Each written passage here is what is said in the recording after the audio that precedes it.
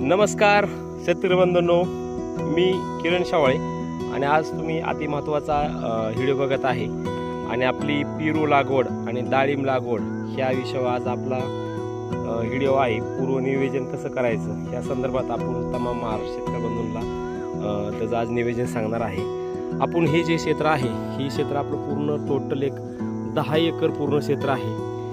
हे पूर्ण 10 एकर पूर्ण सगळं गोल्डन सीताफळ बाग होती. मागील काही 4-5 वर्षापूर्वीपासून सीताफळामध्ये जास्त प्रॉफिटेबल उत्पन्न होत नसल्यामुळे आपण ते सीताफळ काढून त्या ठिकाणी रेड डायमंड पेरू आणि डाळिंब लावण्याचं नियोजन केलं आहे. पूर्ण साधारण एक 10 ते 11 एकर आपलं पूर्ण क्षेत्र आहे.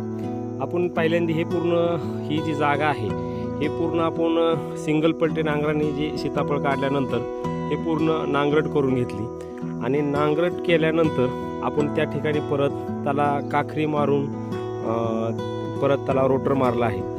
आणि रोटर मारल्यानंतर तुम्ही बघू शकता की असं पूर्ण जागा अशी प्लेन होती आणि प्लेन झाल्यानंतर आपण त्याची पूर्ण आखणी करून घेतली. तुम्ही बघू शकता या पद्धतीने आपण त्याला पूर्ण लाईन अशा आखणी करून घेतली. आपलं हे डाळिंबाचं जे अंतर आहे हे आपण साधारण एक 13 फूट बाय 7 फूट या अंतराने आपलं साधारण 8 एकर डाळिंब लावण्याचं प्रयोजन आहे. आणि साधारण आपलं एक 11 फूट बाय 5 फूट या अंतराने आपलं रेड डायमंड पेरू लावण्याचं नियोजन चालू आहे.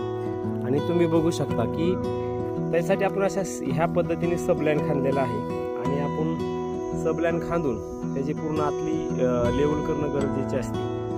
आणि त्यानंतर आपण जे डाळिंबासाठी अल्टरनेट 2 लाईन टाकणार आहे. 4 दिवसांनी डाळिंबाच्या एका साईडनी पाणी देणार आहे आणि 4 दिवसांनी डाळिंबाच्या दुसऱ्या साईडनी पाणी देणार आहे.